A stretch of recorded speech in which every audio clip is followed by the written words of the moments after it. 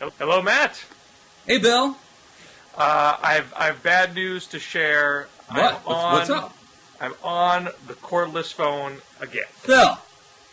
Billy, what are you doing to me? My house is turned upside down because we have another baby coming.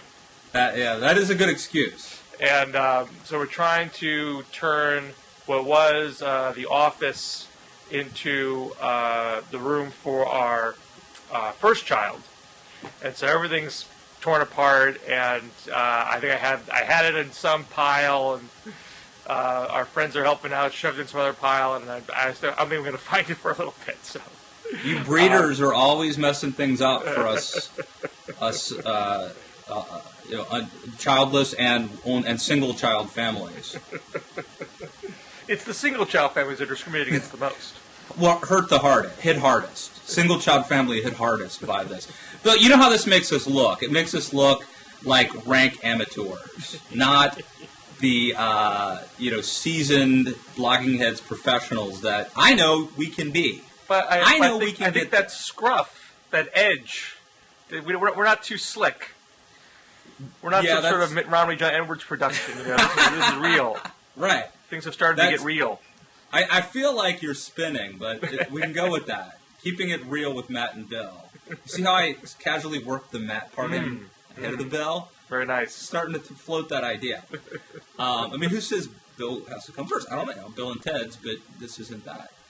So anyway, you are forgiven. Thank you. Mainly because I can't grab the phone out of your hand and beat you with it because you're in Massachusetts.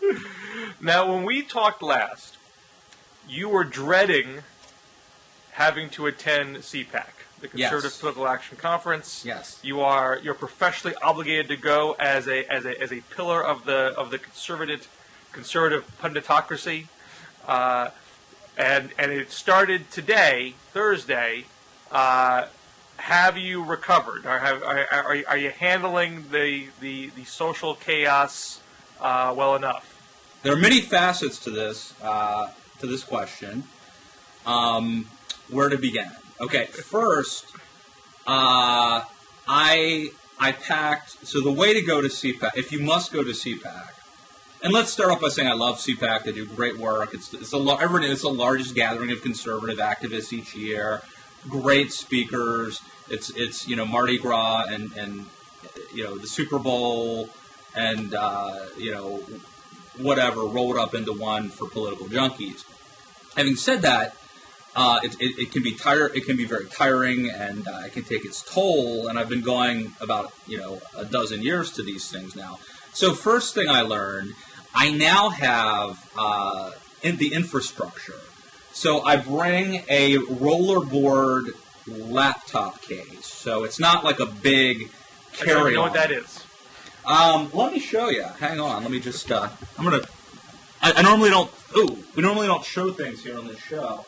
I feel like I'm the most technologically inept blogger in the world. This is, a rollerboard. It's basically a laptop case with wheels, so that you don't have to carry it.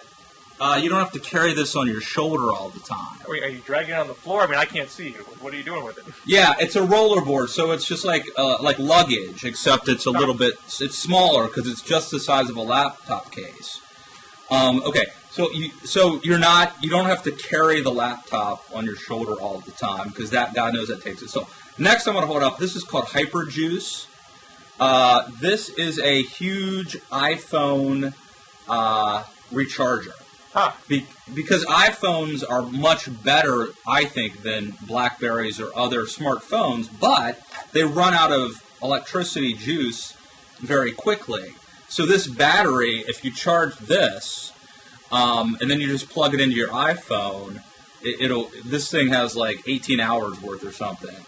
So you bring this called Hyperjuice, and that goes in the laptop bag. I bring Luna bars, water. That's kind of hippie-ish. Luna bars are very healthy. I think they're for women, which is a little bit weird. But I eat the hell out of Luna bars. They're very healthy. I bring water. I bring Diet Coke. I bring earphones. I bring a tape recorder, an electronic tape recorder that I can download to my computer. What else do I have in here? Now, all that notepad. explains how you can logistically handle a big conference. Yeah. But you were more discombobulated at the social aspect of the conference. Yes, well, I mean, there's several factors for this. I mean, first of all, Bill, people think that I am an extrovert because of what I do, but the truth is I'm kind of shy. I get overwhelmed by being around a lot of people. And the thing that I like about blogging, it allows me to present my image in the most favorable light possible, right? I can delete things and then figure out exactly what I control. If I'm on TV, if I'm doing this, if I'm writing, I control my image. And if you're at a conference, you're sort of like, there's people coming by all the time. Sometimes it could even be someone that I sort of know quite well and that I tweet with. But because their name just escapes me, and they come up, and they say something to me, and I feel very embarrassed, or I have to pretend that I remember their name, even though it could be someone that I actually know well, or it might be someone that I just met once. It makes me feel very uncomfortable, very awkward. CPAC is also huge. It's like 3 time zones. I got lost so many times today. I had to leave like breadcrumbs to find my way back. So I have a very poor sense of direction. So, whereas other people, like the Bill Clinton, I think, derive energy from being around other people, it tires me out. So the other thing, too, is, and let me just say this, too. I wrote a piece. So I've been bitching and complaining about CPAC, and we did it last week here. So I wrote a piece at the Daily Caller called, "No, I Probably Won't Meet With You at CPAC," a manifesto. And I have to say it was a huge hit. I mean, I think it's sort of like when people went to see Muhammad Ali box, like half of them were fans and the other half wanted to see him get his ass kicked. I think that's sort of how this post was. Like half the people who read it thought that I'm like funny and snarky and sort of like PJ O'Rourke meets Chuck Klosterman. And the other half think I'm a douchebag who thinks I'm a big deal and too important to talk to the hoi polloi. Which is the same as being a combination of PJ O'Rourke and Chuck Klosterman. Which, it's a fine line, yes, in the eye of the beholder. But the funny thing is, this sort of took on a life of its own. So there was a lot of Twitter traffic and, people saying that they saw me, pushing down an intern who wanted to talk to me. There's been some tweets, Matt Lewis judges you. And there's actually there's a really good Tumblr site set up by Ben Domenech called Newt Judges You, and it's hilarious. It's a collection of pictures of Newt Gingrich judging people, or looking at them sort of like he's better than them. It's super funny. And now there's one up of me of Newt Gingrich judging. If you go to Newt Gingrich Judges You, you can see Newt judging me. Well, and the subtext says that he's giving me advice on how to. The subtext is he's giving me advice on how to handle quote time burglars at CPAC. Well, whoever wrote Matt Lewis Judges You, having him had to be on a handset while talking to Matt Lewis, I understand exactly what you're going through. So. And then just to sort of close this thing up, or to bring this full circle. So what I did today was, because here's the other problem with CPAC. You go to CPAC and you can't, if you want to write about CPAC, stay at home and watch it on C-SPAN. If you want to get the speeches, or, if you want to get the Stephen Glass debauchery angle, then go. But if you want to actually write about what Rick Santorum said, the best thing to do is stay home. And so the problem is, I live in D.C. I have a pug to walk here. I have stuff to do here. I've got a job to do here. I've got a family. I've got a 1-year-old. So, the problem is other people come in from out of town, and they get a hotel room at the Wardman Park Marriott, and they can go up there anytime they want and rest. I'm down, I'm down there, going to speeches, so I don't get that. And then I have to come home and walk the pug, Uncle Rico, and do all the family stuff. So it's tough. And so what I did can't cover everything. You can't do everything. So here's what I did today. I didn't go to any of the speeches. I went to these private meetings. So, for example, Marco Rubio and Jim DeMint both held meetings with conservative writers and bloggers. And then I'm going to shut up, but I'll just end with this interesting story. It's really hard to find these rooms because they're tucked away in the bowels of the Wordman Park Marriott. And you really need a GPS system to find your way to 2628 West Wing, wherever this room was. So I get to the Rubio event this morning at 9:30, and no one's there. And it ends up being me, Jennifer Rubin, and Dan Reel. And for 15 minutes, the three of us sat there and essentially in silence.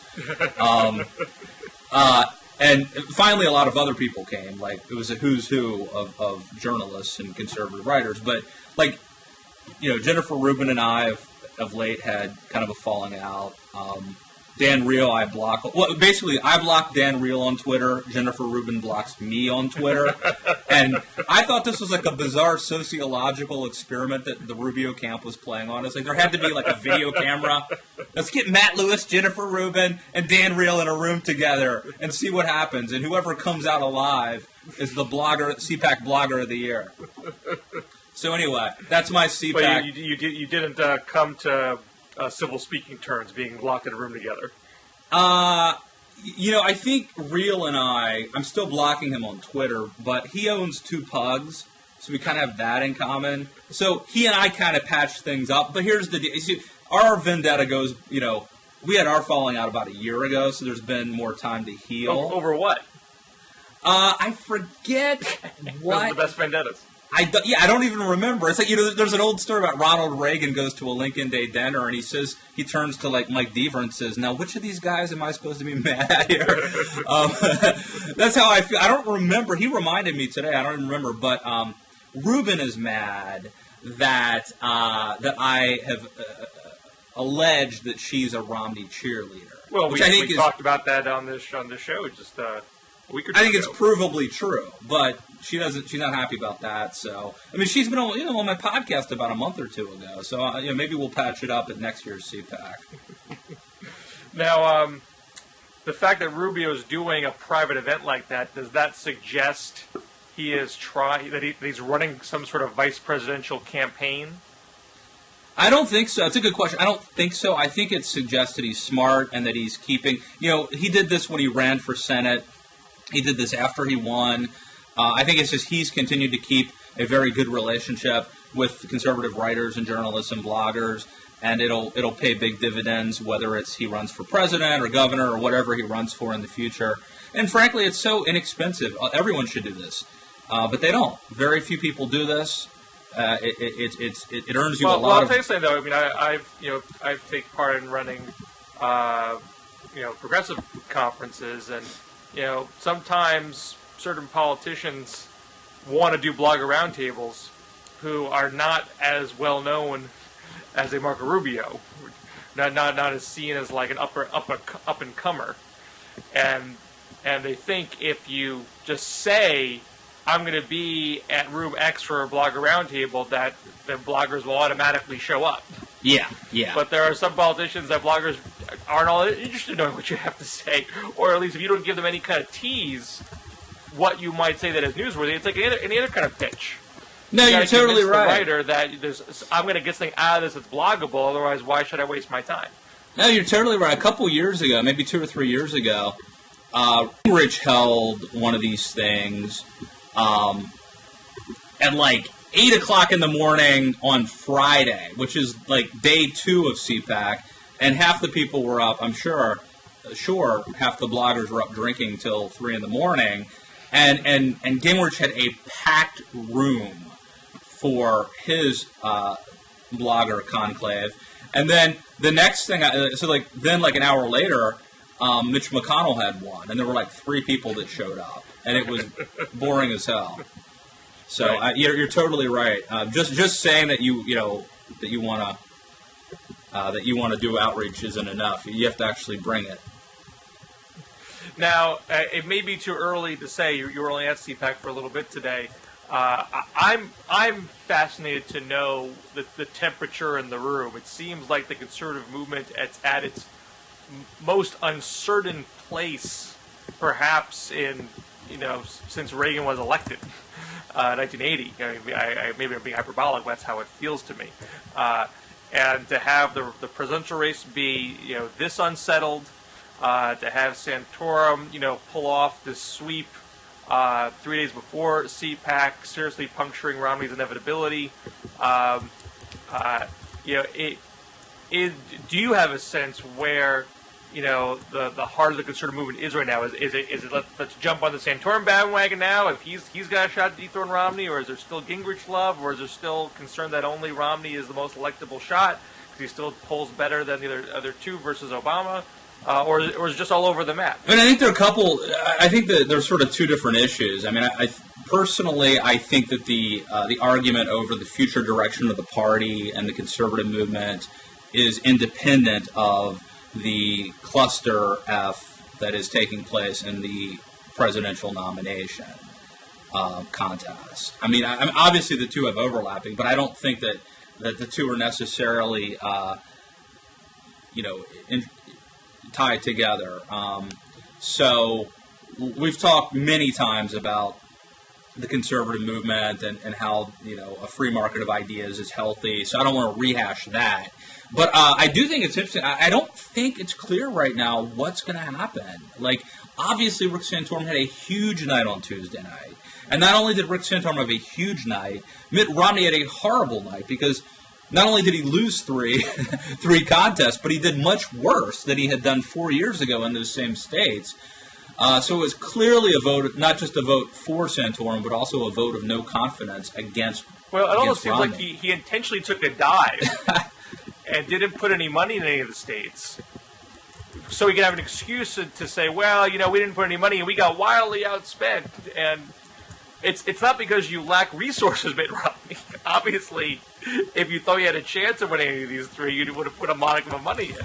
So it just seems sort of doubly pathetic that they had to sort of like jerry-rig it to have an excuse why they couldn't win, low turnout contests. No, it was pretty lame. And look, winning is winning and losing is losing. And you can spin it all you want, but at the end of the day, Mitt Romney lost 3 contests. He is now, he has more delegates than anybody else, but Rick Santorum has won 4 states, and Romney's only won 3. So, and his delegate lead is not remotely insurmountable. No. A very tiny amount of delegates have been selected at this point. No, you're absolutely right. It's it's still wide open, and if the question that I think exists, or the question still out there is, I think speaks to your main question is like, will conservatives now rally around Rick Santorum? Is he now the alternative? And I think that the verdict is still out there. I think he has a chance to parlay what happened Tuesday night into something big, but I don't think it's a foregone conclusion. And I think it's a flip of the coin. I mean, we've seen this before. Gingrich could have potentially done something after South Carolina, and it just didn't materialize. But either way, Mitt Romney is an incredibly weak front runner, and there are very serious problems there. Now, I have a conspiracy theory, which I think can be proven or disproven in a matter of weeks. I agree. I know that Santorum isn't from America, and I agree too. I'm pretty sure that he's from Canada. I think that Santorum and Gingrich are coordinating which states to compete in, so they can take turns being the anti-Romney. Because Gingrich basically took a pass on Colorado, Minnesota, and Missouri. And I don't think Santorum campaigned all that hard in South Carolina. But I don't think it's a conspiracy. I think that it is perfectly that they are behaving rationally based on their self-interest and lack of resources. I think you could watch the count. Your Super Tuesdays in a couple weeks. A lot of states are at play. You can look at their schedules. I mean, this is too early to get to bear this out, but you assume you'll see their schedules. See if they're actually bumping into each other, or are they carving up the map? Right, but that's not necessarily. I mean, that's how do I put it? I think we're confusing. Is it cause and effect? I'm trying to think of the logical fallacy, which I would argue you're making here. I mean, I think you're right that these things are happening, but I think that they're happening. So, for example, polling would show, at some point, polling shows that Santorum isn't going to win South Carolina, and that Gingrich might. Therefore, Gingrich goes all in South Carolina, and Santorum doesn't. And that's perfectly logical and perfectly rational. And so it may appear conspiratorial. This could happen on its own natural momentum, right? By the competing campaign strategists, not through direct coordination. Exactly. I certainly imagine that's true. But you would think that if certain states, both campaigns would say, we got to play here. And if you really just see a total separation, then I got to think it's more planned than that. And I haven't seen it yet, so again, I'm not arguing it's certainly true. I'm just intrigued by the possibility that both of them are saying to each other, we know we're underfunded, we know we are having a hard time being the sole consolidator of the conservative base, but if we work together, we can both keep Romney below 50%, force the brokered convention, and then it's up for grabs. I mean, that would sort of make sense, but my experience has been that that these candidates, rather than allying against Mitt Romney, they actually tend to help him. I would bet that if Rick Santorum gets out of the race, he would endorse Mitt Romney, as he did 4 years ago, not Newt Gingrich. And he doesn't seem to hold nearly the same level of grudge that perhaps Gingrich does. Oh, that's for sure. But I mean, if you look at Michelle Bachmann, her activities when she was in really helped Mitt Romney. She attacked Gingrich and Perry and beat them up, even though you would think philosophically she was closer to Gingrich and Perry, and she should disdain Romney. She actually very much helped him. Right, she didn't go scorching. Yeah, same thing happened with Ron Paul. I mean, you will very rarely see Ron Paul say something bad about Mitt Romney. There's a story, I think, in the Post about how they're buddies. Maybe it was Politico, but I think it was the Post. But anyway, it's weird, and so I've seen no, even though it might be smart. It might be smart for the anti-Romneys to coordinate or to have some sort of a non-aggression pact. I've seen no evidence to suggest that they're in any way organized, and in fact, they tend to help Romney and hurt the other. So I think Bachmann's calculation and Paul's calculation vis-a-vis Romney are different. I think, push comes to shove, Bachmann is for the party, and so she didn't want to do something. Didn't want to at least be perceived as doing something that was going to undermine her eventual nominee's chances in November. And maybe she even had a delusion of being VP or something, for all I know. Paul doesn't care about the party whatsoever. He's movement building. He wants to take over the party. And so I think he said this directly. He said, I'm not worried about Romney. I'm trying to convince other conservatives that I am that my libertarian philosophy is true conservatism. And so I'm going to take down Santorum and Gingrich and others who I can show are not true conservatives, and that's his main objective. So I think you're right that they both are kid gloves on Romney, but I do think their underlying goals are very different. And Santorum's and Gingrich's are very different because they're, as far as I can tell, they're still competing. They think they can win. They have legitimate reasons to believe that. So what they're saying about Romney right now is really, pretty tough. I mean, Santorum hasn't been the toughest on Romney to date, but certainly as of late, he's not being tame there. Yeah, I mean, again, there are rational reasons for their behavior, but whatever the case, it's been interesting because you would think that Romney would be the one guy they could all agree to hate, as they did in '08.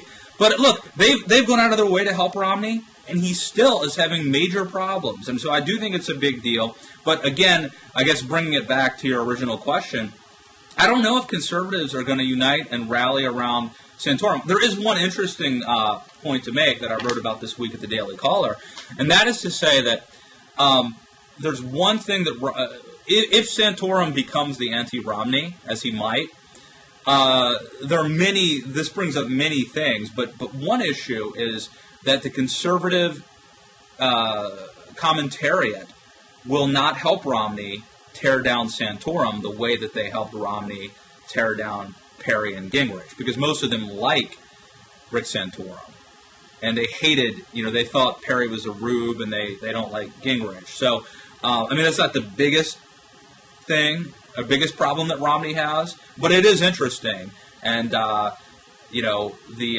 the National Reviews of the world, the Jen Rubins of the world, the, what I would call the sort of, conservative elite commentariat, intelligentsia, whatever you want to say, they generally like Santorum.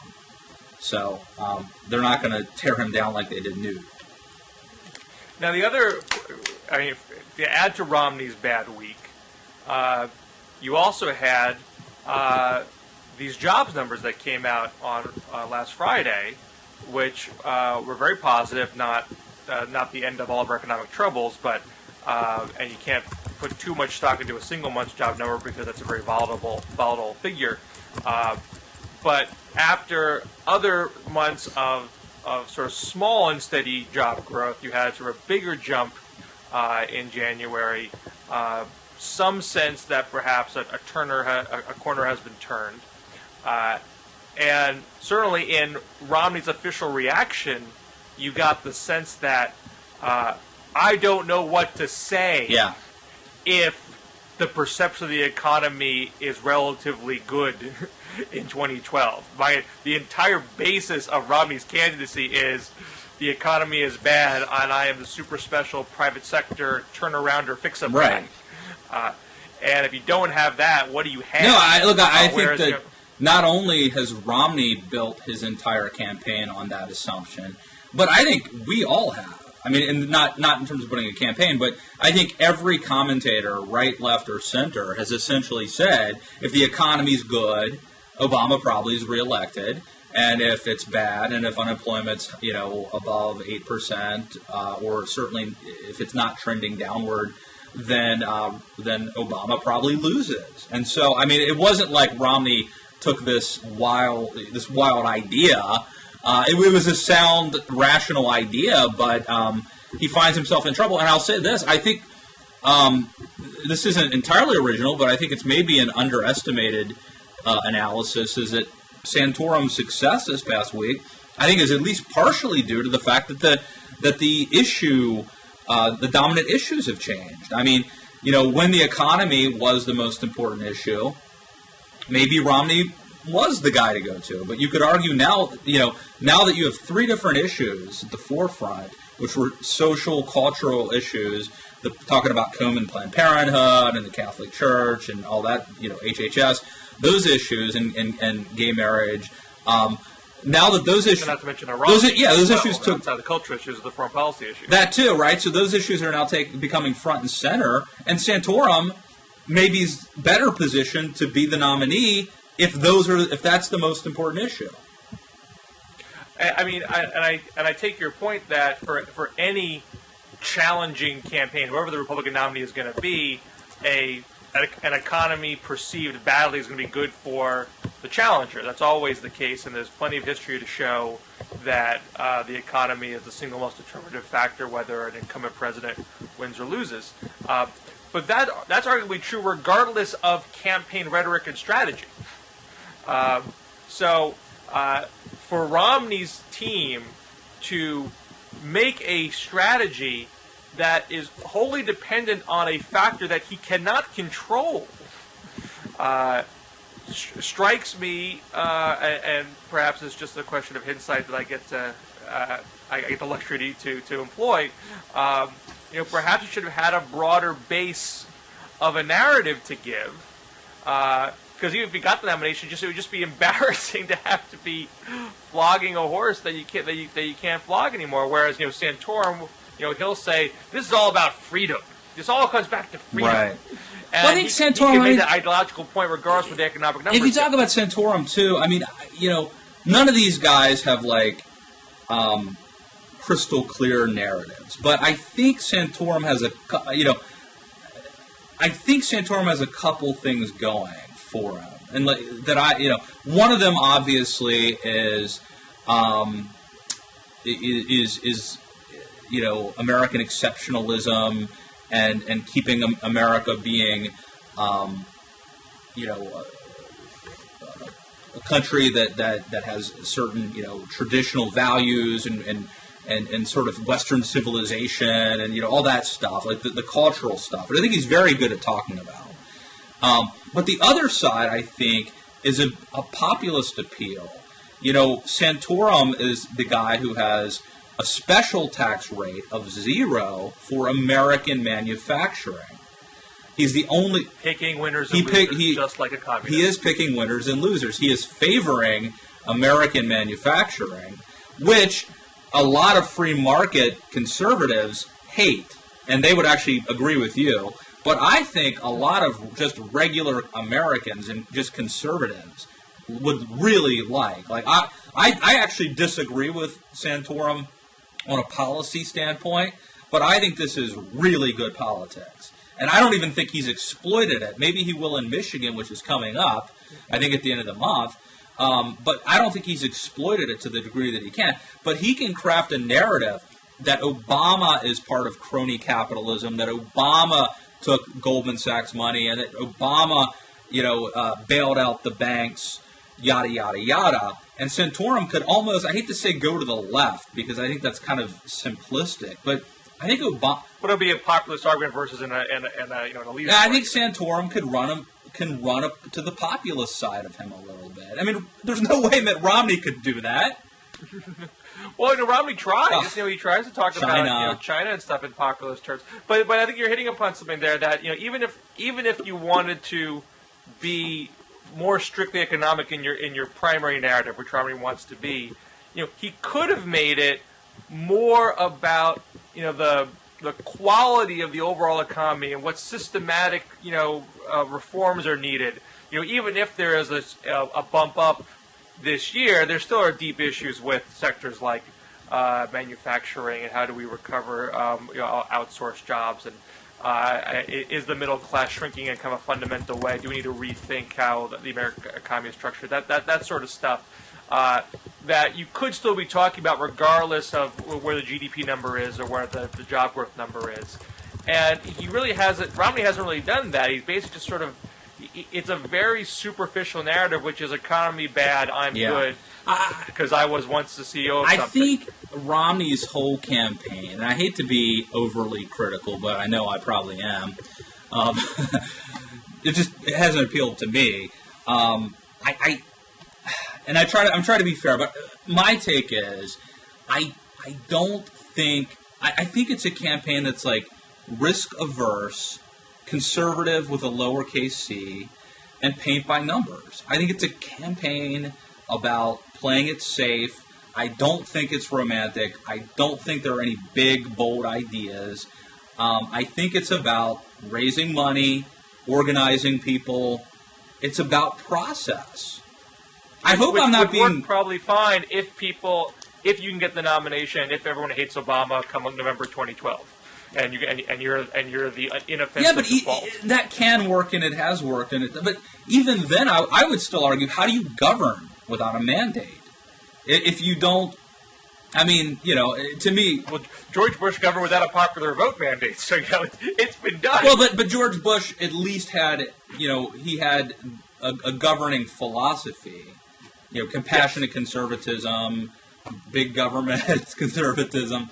Well, I mean, but if Romney won, I don't want to be a big flack for Romney, but sort of going in without any kind of ideological vision or mandate at all, if he actually managed to win, he has lots of freedom to do whatever the heck he wants. Yeah, but he's not encumbered to almost anything. He's a total cipher. No, I mean that could be strategically good if he actually had a deep-seated vision. I don't know that I don't think he does. Like Oh, I don't think he does. I think he'd be some kind of a technocrat, and to the extent that might seem soothing to a moderate, he'd be a technocrat that would be very much buffeted by a Republican sort of infrastructure that could pull him in that direction. And whether he got pulled or not, is totally up in the air because you just don't know. But I think it is theoretically possible to govern like that and say, I'm just going to be a freelancer, just going to fix problems as they arise and not have a rigid philosophy in every instance. Arguably, George H.W. Bush tried to be that guy, tried to be sort of a technocratic I think Clinton sort of came to that at some point, and it works and it doesn't. I mean, there are good things that came and bad things that came from it. I mean, Clinton got reelected because the economy was on an upswing, and George H.W. Bush lost because the economy was on a downswing. Yeah. So, and Obama could benefit from the exact same luck in the sense that, right. John McCain was actually winning. I'm not saying that he would have won, but McCain was winning as late as October of 2008 when, the economy crashed. So Obama benefited from a horrible economy, as much as it sounds horrible to say. But I do think Obama has gone with the vision, and people can debate this point. But I think Obama has a very clear vision. I think he has a consistent narrative about the value of strategically deployed active government. Let me stop. I feel like if you judge his actions, and actions are more important than words, if you judge his actions, I think you're probably right. But has he ever really espoused that? I'm sure he's given. Yes, I'm sure he's given speeches, but I would argue that he has. So, I'm sure he's said. Like, I'm sure somebody will copy and paste a speech, a State of the Union or something. But there's giving a speech and lip service, and there's actually having like a doctrine, the Obama doctrine. I mean, I think there are enough speeches, and I think a lot of those speeches don't get media attention. Maybe. But I might be more obsessed with watching Obama on C-SPAN.org. Well, that's very likely the case. But I actually there are consistent narrative themes that he hits. Particularly when he talks with the auto industry. And you'll hear him talk about it more. I think over the course of the general election campaign, and he talks about it in an explicit, ideological, philosophical way. He'll couch and say, look, government can't solve everything. We're not arguing that, but there are times when we need to come together, to solve serious problems. And the auto industry was one, and people said we should let them go bankrupt, and we didn't. So he has concrete examples that he does put into an ideological, philosophical context. And so I think the difference. So I think you can win the presidency and govern, without that. But if you're going to recalibrate the nation ideologically, if you're going to have sort of longer lasting, reforms that extend beyond your immediate presidency, you do need to have that kind of vision. And I highly doubt Romney would be a president like that if he won. Santorum or Gingrich probably would if they won and were able to win re-election. I think Obama would be that way if he won re-election. Particularly if he had coattails and could take back the House, and therefore could have a more active second. Let me just say, I don't want to get into this big argument. And we talked about this offline. So I don't want to argue I'll just say this. Obama pissed me off this week. I could never really support him because of, like, say, the Supreme Court picks, where he appoints someone for life who's pro-abortion or something. But he had me to the point where I really didn't dislike the guy. He killed Bin Laden. I kind of like that. The economy's getting better. He's quit, blaming others, for in the past, few months, he's gotten me to kind of like him, And then this whole thing with religious liberty came up, and that's a deal breaker for me. Now we're not going to have a fight. Yeah, okay. I'm not going to argue my point. If I did write about this week, you can go to rfuture.org and see my bit. But do you? It's one thing to disagree with what Obama did and say I think it's infringing religious liberty. Do you think that Obama views it as infringing religious liberty? Do you think he's trying to infringe on people's religious liberty? I don't. I don't think that. And there are people on my side who think this is an evil cabal. War on religion. I don't think that. And in fact, I wrote a post. Obama's won the Catholic Church or something. I don't literally think that Obama is deviously plotting to take them down. Now, I think there are some on the left who actually would love nothing more than to take down Christianity, the Catholic Church, essentially Western civilization, Christendom, whatever you want to call it. I don't think Obama's in that camp, but it really doesn't matter what his motives are. It's what the outcome would be. But as far as how angry you should be. What's that? I mean, I think it's relevant as far as the degree of your anger. Yeah. I mean, to me, without getting too much into it, I mean, I am like, to me, free speech and religious liberty are. This is a deal breaker for me. This is a big. This one hits home. There's stuff that I can sort of like, I disagree with them on the margins, but like this is like a huge deal to me. This is like one of my big ones. Did you see his speech to the National Prayer Breakfast? No, I didn't. I missed it. There were things. I read some excerpts and saw some things from it, which kind of bothered me a little bit because he was. I strongly recommend everybody to watch the full speech, which you may still disagree with, of course. But it really is a fascinating speech, and he did this in the wake of the decision on contraception, which he did not reference in it. But it wasn't a speech that said we need to have such a separation of church and state that the word God should never pass the lips of a politician. That's not the view he was expressing. He explicitly he did three things. One, he said, in my economic agenda, there are secular reasons, economic reasons why I propose what I propose, but I'm also informed by my Christian faith that we should, take care of the poor, take care of those less fortunate than others, and so that's what I bring to the table spiritually. So he's doing what conservatives often do, which is to say, hey, why should God be left out of the public square? This is what informs our thinking. We should be able to talk about that openly. Obama's doing the same thing. And at the same time, he says that number one. Number two, as I referenced, he's not saying it's the only reason why you should do it. He's not saying you should do what I want to do because my interpretation of the Bible says do it. There's other reasons to do it. And then three, he also acknowledges you can believe in the Bible and not agree with me. That there's other ways to interpret the Bible. He says that a little bit in passing, but I still think it's relevant. And it really lays out a philosophy of how to talk about faith and politics at the same time, which, if I may be self-promoting, I actually landed something very similar in my own book, Wait to Move to Canada.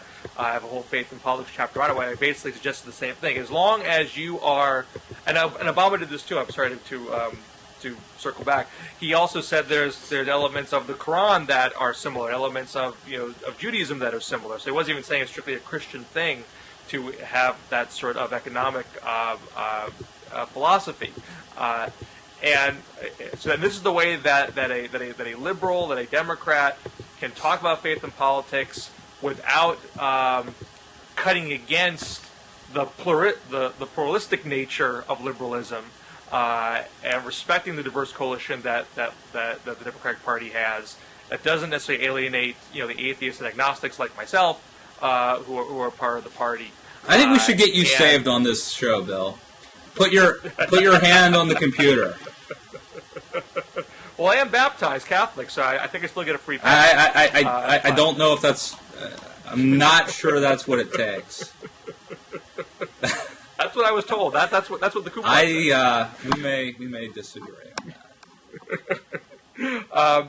So again, it shows again, an overarching philosophy and a vision, and also a sensitivity that he still wants to be publicly known as a practicing Christian who brings his Christian beliefs into his political thinking, and that's why the contraception is so interesting, because they obviously are aware that this steps on certain people's toes, but I think they look at it as consistent with basic principles, separation of church and state, with caring for others, with caring for people in need, people who can't afford contraception that still want to have it, still don't want to have unwanted pregnancies, not want to have unwanted abortions. I'm curious. The thing I would point out is who is the organization or institution forcing the other institution to do something? Who is exercising coercive power? Is the church forcing government to do something? No, they can't. Is government forcing the church to do something? Yes. Well, let's be specific here. I mean, the debate here is how broadly do you define religious employer? I mean, in the rule itself, they said religious employers are exempt from this, and they define religious employer as being a nonprofit that is trying to express religious values, that largely employs people of that faith and serves people of that faith. So essentially, churches and very specific church-type charities. Once you get into a bigger operation like Catholic Charities, which serves all sorts of different people, or a university or a hospital, they're saying that's not a religious employer. So from one perspective, this is respecting separation of church and state. The government is not telling the church what to do. You're a church, you do as your business, government's not going to get involved in that. The other perspective is your perspective, which is I am a Catholic, I run this nonprofit, I want this nonprofit to be infused with these values, even if I don't just serve Catholics. Don't tell me how I should operate. So that's a tough debate, but I do think you can sort of look at what Obama is doing in the realm of religious liberty just as much as you can take the opposite view. Well, I think we would probably talk about this for a long time. We probably shouldn't, because that would ruin the whole. The whole brand of this show is to not, and this is obviously a very divisive issue. Well, let's stick to the politics of it then. Okay. And maybe we shouldn't talk too much about it more because we've been talking for a bit. But there's this big question whether the issue is going to hurt his ability to win the Catholic vote, which I believe I know he lost the white Catholic vote. He lost the white Catholic vote, but won the overall vote last time. And whoever wins the Catholic vote becomes president. I mean, that's really arguably the swing vote. And not only that, people shorthand that. Not only that, so go on. But Catholics are have a disproportionate large population in the most important, or what are traditionally thought of as the most important swing states. If you look, whether it's Ohio or Michigan, Pennsylvania, I mean, some of the key swing states, the Catholic population is disproportionately large. So it's a huge deal, arguably the most important block of voters, assuming you might argue that they don't vote as a block, but. Well, yeah, I think that's the big question. Is it a swing vote? Is it a block of voters that swings one way or the other based on certain issues that pop up, or is it a very heterogeneous vote that happens to nominally share a faith, but you have liberal Catholics and moderate Catholics and conservative Catholics that actually vote fairly predictably?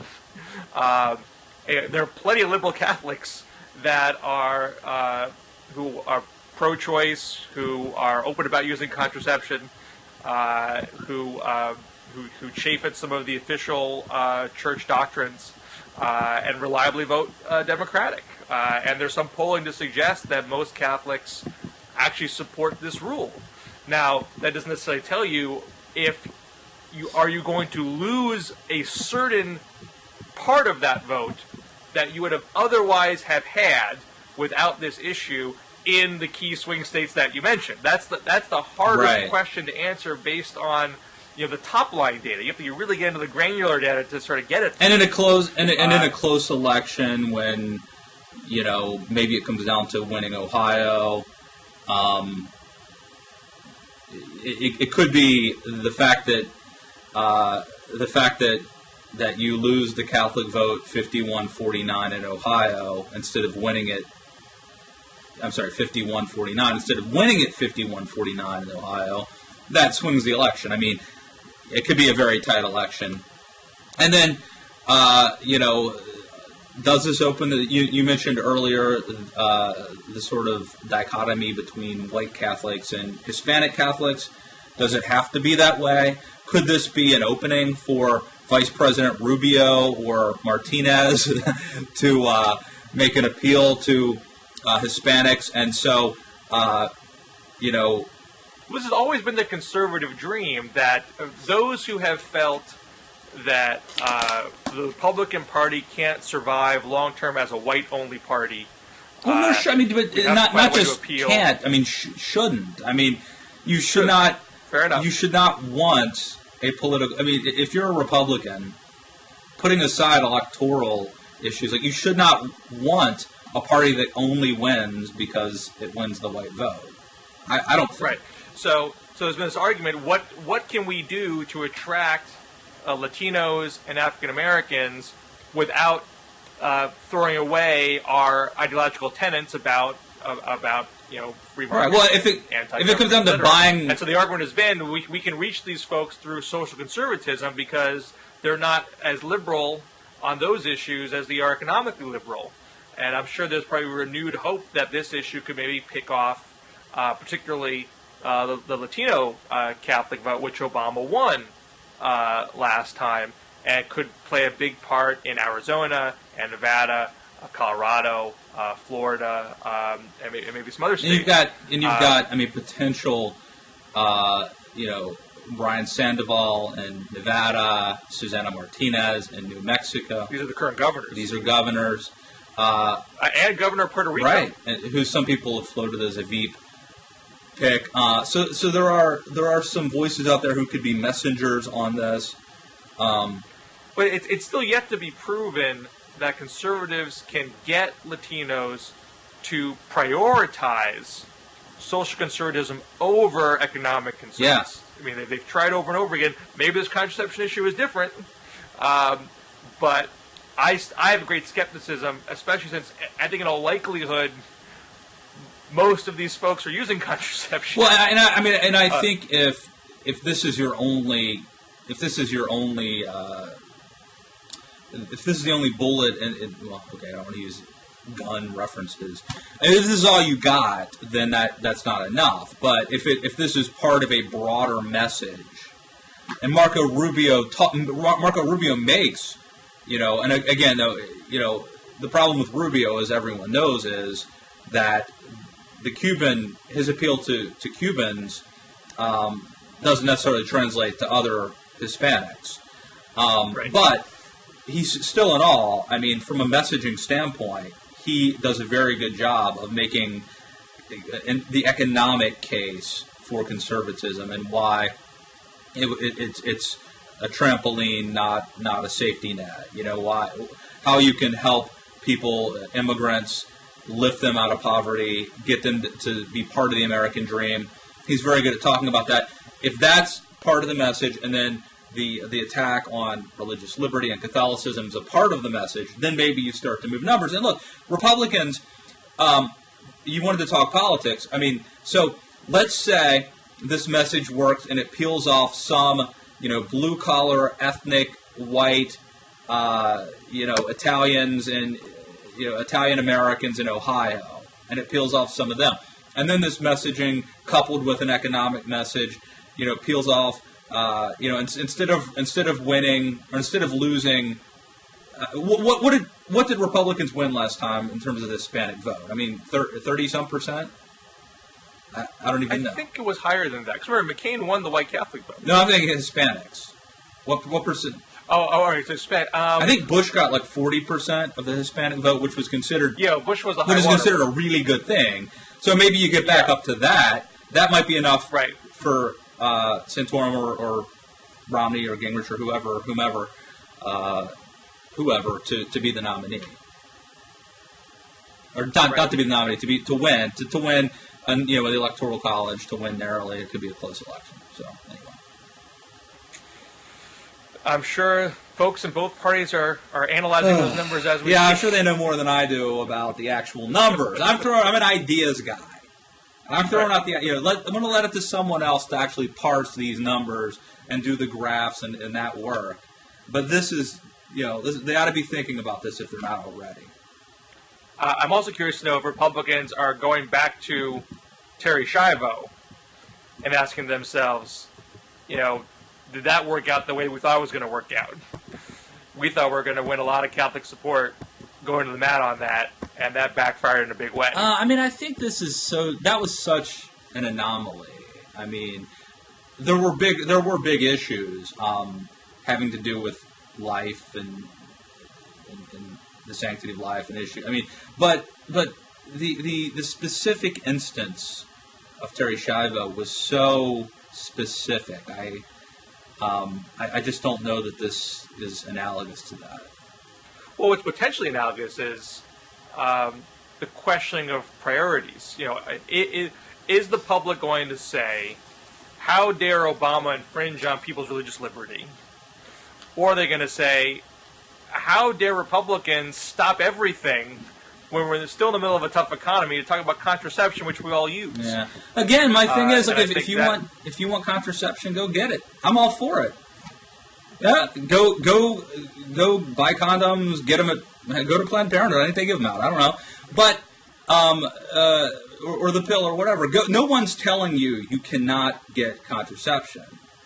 The government is telling these religious institutions, Catholic hospitals and such, what they should do, mandating and saying if you don't do what we tell you to do, then we're going to fine you a lot of money.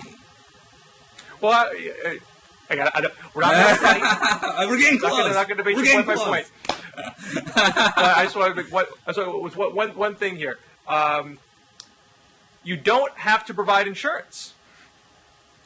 Under the Affordable Care Act, if you're an employer with less than 50 employees, you don't have to provide insurance at all. With less than 15 or 50? 50. If you're 50 or over, if you don't provide insurance, then you pay a fee. Okay. I would call it a fee or a tax. I'm not sure technically speaking, but you have to chip in some money to the government if you don't do it. But you don't have to do it.